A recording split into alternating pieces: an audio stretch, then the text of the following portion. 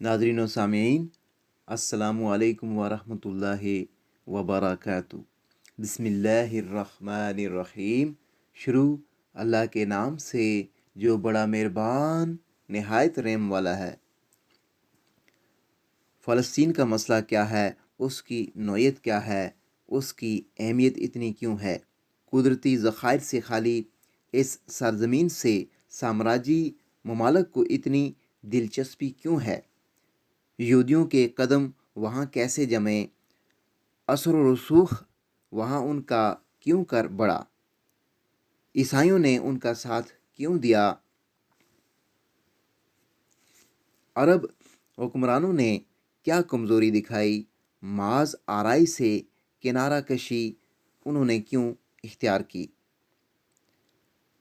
मुस्लिम फ़ौजों को पेशकदमी से किसने रोका, पसपाई पर उनको मजबूर किसने किया, अंबिया की मुक़द्दस सरज़मीन को बतौर तोहफ़ा यहूदियों के हवाले किसने किया, इशारा किसका था, मजबूरी उनकी क्या थी, गैरत उनकी कहाँ थी, क्या इसराइल वाकई ही ताकतवर है, क्या आलम अरबी इतना ही कमज़ोर है, अरब कौमियत का नारा क्यों लगाया गया, अजम का इस सरज़मीन से रिश्ता क्यों काटा गया, फ़लस्तीनियों को हिजरत पर क्यों मजबूर किया गया, पड़ोसी मुल्कों ने मेज़बानी में इतनी फ़राखदिली का मुज़ाहरा क्यों किया। ये सवालात अगर आपके ज़हन में पैदा हो रहे हैं, और क्यों ना हो, ये सरज़मीन अंबिया की है, अंबिया आपके हैं। तौहीद का जो परचम उन्होंने लहराया था, वो परचम आज आपके हाथ में है। जिस नबी पाक सल्लल्लाहु अलैहि व आलिहि वसल्लम की बशारत मूसा व ईसा अलैहिमुस्सलाम ने दी थी, उस नबी सल्लल्लाहु अलैहि व आलिहि वसल्लम की पैरोकारी का शरफ सिर्फ आपको हासिल है। जिस मस्जिद अक्सा की बेहुरमती की कोशिश आज की जा रही है, उसी मस्जिद अक्सा की तरफ रुख करके सरकार दो आलम सल्लल्लाहु अलैहि व आलिहि वसल्लम ने 16 माह नमाज पढ़ी है। यही वो मकाम है जहाँ से आप सल्लल्लाहु अलैहि व आलिहि वसल्लम को मेराज हुई। यही वो जगह है जहाँ आप सल्लल्लाहु अलैहि व आलिहि वसल्लम ने अंबिया इकराम की इमामत फरमाई। मस्जिद नबवी के अलावा यही वो तीसरा मुकाम है जहाँ एक नमाज पर 50,000 नमाज़ों का सवाब का वादा है। क्या आप इस मुक़द्दस मकाम को बाग़ियान खुदा, कातलान अंबिया और मुनकरान मोहम्मद मुस्तफ़ा सल्लल्लाहु अलैहि व आलिहि वसल्लम के हवाले करने पर राज़ी हैं? अगर नहीं तो पहले आप इस मसले को समझिए और फिर आप जो कुछ कर सकते हैं वो कीजिए। इस वक्त मीडिया पर यहूदियों का कंट्रोल है। गज़ा की जंग 2009 में फ़लस्तीनियों ही को ज़ालिम करार दिया गया। हालांकि नुकसानात से हर शख्स अंदाज़ा लगा सकता है कि उनका जानी नुकसान 1000 से ऊपर हुआ, और यहूदियों का नुकसान जो बताया जाता है वो सिर्फ 13 है। इससे हर शख्स समझ सकता है कि ज़ालिम कौन है, मज़लूम कौन है। मस्जिद अक्सा का मसला सिर्फ अरबों का मसला नहीं, ये दुनिया के तमाम मुसलमानों का मसला है। फ़लस्तीन के बारे में तो कहा जा सकता है कि वो अरबों का मसला है, और उसमें अरबों की कोताही को बहुत दखल है, क्योंकि इसराइल का क़याम यूं ही अमल में नहीं आ गया। यहूदी मकरो फ़रेब एक हकीकत है, लेकिन इस मकरो फ़रेब गैरी मकारी से यहूदी कोई बड़ा फ़ायदा नहीं उठा सके, ना वो कभी गालिब कौम रहे। हमेशा मारे मारे फिरे, दुनिया में कहीं उन्हें इज़्ज़त और सरबुलंदी हासिल नहीं हुई। अगर मकर से किसी को फ़ायदा पहुंचता तो मकार आदमी हमेशा कामयाब होता, बल्कि ऐसा नहीं है। कुरान मजीद कहता है, जिसका तर्जमा ये है, और उन्होंने अपनी चालें चलीं और उनकी सब चालें अल्लाह के यहाँ हैं, اور وہ چالیں ایسی غضب کی تھیں کہ ان سے پہاڑ بھی ٹل جاتے، تو مکر سے کچھ نہیں ہوتا۔ کہا جاتا ہے کہ برطانیہ بڑا مکار ہے، لیکن حال اس کا اب یہ ہے کہ وجود ہی اس کا خطرہ میں ہے۔ دولت عظمیٰ گریٹ بریٹن کسی وقت بھی 3 حصوں میں بٹ سکتی ہے، اس لیے کہ اسکاٹ لینڈ، آئرلینڈ اور انگلینڈ میں ایسی کشمکش اور ایسی دشمنی ہے کہ اگر ایک علاقہ کا آدمی دوسرے علاقہ میں جاتا ہے تو وہ اس علاقہ کی طرف اپنی نسبت نہیں کرتا، کیونکہ پھر اس کے ساتھ مساوات کا معاملہ نہیں کیا جائے گا۔ یہ ہے اس ملک کی عصبیت کا حال، اور اس کی مالی حالت ایسی ہے کہ اگر عرب اپنا سرمایہ واپس لے لیں تو برطانیہ ڈھیر ہو جائے۔ مالی لحاظ سے وہ نہایت کمزور اور سیاسی اعتبار سے اس کی حالت دگرگوں ہے، اور سماجی لحاظ سے اس میں جو اخلاقی خرابیاں ہیں وہ سب ہی پر عیاں ہیں۔ اس لیے مکر سے قومیں زیادہ دن تک کامیاب نہیں رہ سکتی، کچھ دن تک دھوکہ تو دے سکتی ہیں۔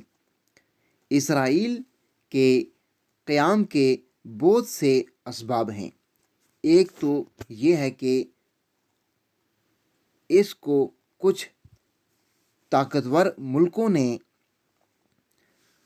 گود میں لے کر اور عربوں کے ہاتھ پیر باندھ کر ان کے کاندھے پر بٹھا دیا، اور اس کے بعد سے اب تک اس کی حفاظت کر رہے ہیں۔ اس طرح ہوا اسرائیل کا قیام۔ یہ تصور بہت غلط ہے کہ اسرائیل کو برتری حاصل ہے۔ مثالوں کے ذریعے آپ کے سامنے یہ بات رکھی جا سکتی ہے۔ اب تک جتنی بھی جنگیں ہوئیں ان کا آپ جائزہ لیجئے۔ اسرائیل کو کامیابی وہیں ہوئی جہاں اس کے مقابل نے کمزوری دکھائی۔ ابھی حال میں ایک انگریزی کتاب دیکھ رہے تھے جس میں بہت سے ملکوں کے بارے میں تفصیلات مذکور ہیں۔ اس کا لکھنے والا مسلمان نہیں ہے، بلکہ اس کا لکھنے والا برطانیہ کا کوئی شخص ہے۔ بہت پرانی کتاب ہے۔ اس نے یہ لکھا ہے کہ 1948 میں اسرائیل کا قیام کس طرح ہوا۔ اس نے لکھا ہے کہ یہودیوں کی طاقت بہت کم تھی جب فلسطین برطانیہ کے قبضے میں تھا۔ اسی وقت اس نے طے کر لیا تھا کہ اسرائیل کا قیام یہاں ہوگا تاکہ عربوں پر کنٹرول رہے۔ یہ برطانیہ کی پالیسی رہی ہے کہ جہاں سے اس کو جانا پڑا وہاں وہ کوئی فتنہ چھوڑ کر گیا تاکہ اس کو بار بار آ کر حل کرنے کا موقع ملے۔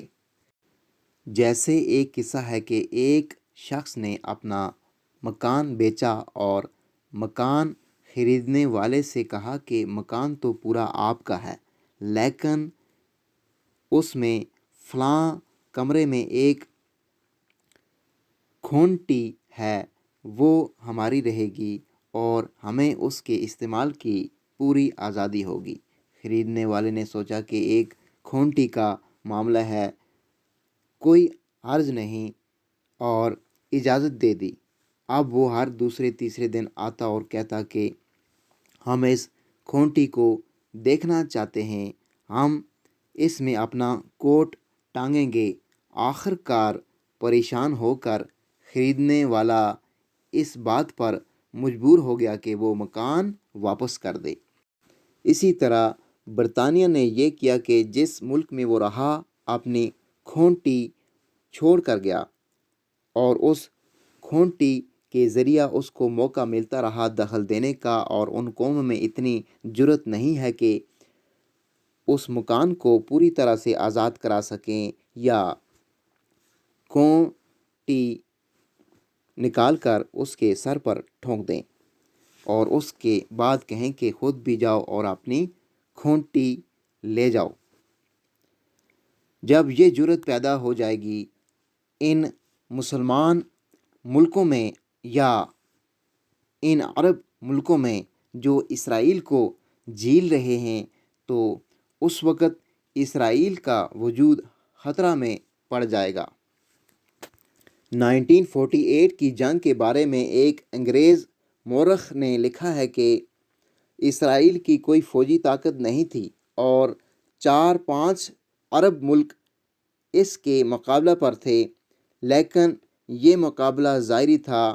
عرب فوجوں کو حکم تھا نہ لڑنے کا، اور بعد میں جب کچھ اور مجاہدین جو آگے بڑھ گئے اور اسرائیل کے لیے خطرہ بن گئے تھے، تو ان فوجیوں کو حکم دیا گیا فوری واپسی کا، اور حکم عدولی کی صورت میں ان کے افسروں کو حکم تھا کہ ان کو شوٹ کر دیا جائے۔ 1967 کی جنگ کا بھی حال سن لیجئے۔ دھوکہ ہی دھوکہ، حکمرانوں نے دھوکہ دیا، فوجوں نے دھوکہ دیا، جنرلوں نے دھوکہ دیا، کیونکہ جو جنرل تھے وہ یا تو برطانیہ کے تھے یا فرانس کے تھے یا یورپ کے مشیر تھے، ان کو لڑنے سے مجبور کر دیا گیا۔ کتاب میں اس نے لکھا ہے کہ عرب تعداد میں زیادہ تھے لیکن وہ شکست کھا گئے۔ Because they were not united because they were not united، یہ الفاظ اس نے لکھے ہیں۔ ہمیں حیرت ہوتی ہے کہ ایک غیر مسلم کیسے لکھتا ہے۔ وہ متحد نہیں تھے، وہ خائن تھے، اور اسی بنیاد پر سارے انقلاب ہوئے۔ مصر کا انقلاب 1962 میں ہوا۔ اس کی پہلی جو بنیاد تھی وہ یہی ہے کہ ہمارے ساتھ خیانت کی گئی، ناکارہ اسلحہ کی وجہ سے ہم کو شکست ہوئی، ہم کو خراب اسلحہ دیا گیا، ہم کو لڑنے سے روکا گیا۔